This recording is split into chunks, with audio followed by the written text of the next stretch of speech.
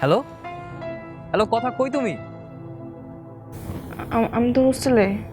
আরে আমি তো ঢাকায় ঢাকায় চলে আসছি তোমার সাথে দেখা করার জন্য। সারপ্রাইজ! তুমি আমার সাথে দেখা করবে না? ঢাকায় এসছো?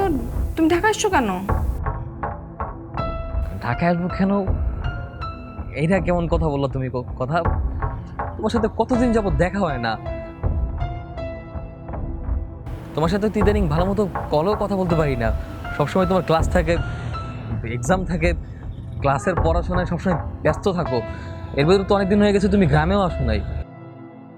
আমি তোমার অনেক মিস করতেছিলাম, তাই ভাবলাম আমি তোমাকে সারপ্রাইজ দেওয়ার জন্য ঢাকায় চলে আসি।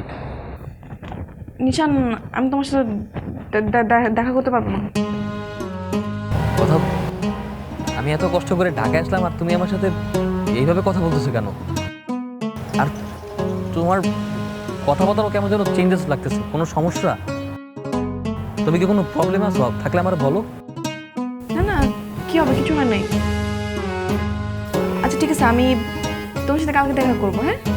ও, আচ্ছা ঠিক আছে ঠিক আছে, ওকে।